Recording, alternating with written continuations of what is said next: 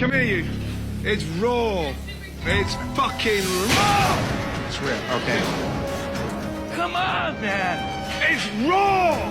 The guy can't change his underwear the right way. We haven't even served the fucking entree, but need to get food out. Oh, boy, here we go. Chef, would you mind if I said something, Chef, or no? Not to me, you're not. No, don't say a damn thing. Just finish your tickets. You know the salmon I gave you that you smashed, right? I'm not this timid man who's just gonna sit back and just say, okay, Chef. You know, I'm going to try to make a case for myself. Really, Chef, really. We're in the middle of service right now, and I want food. Shut it! But, it's hard.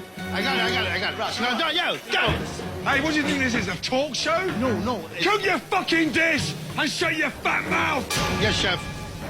I see all this food, and it looks delicious, so I just, ate it. Raj, please don't do that. Look at his eating, look. Haven't you got enough in there? But that's so good. It's really a waste. Wow. No, I mean, just a quick little bite.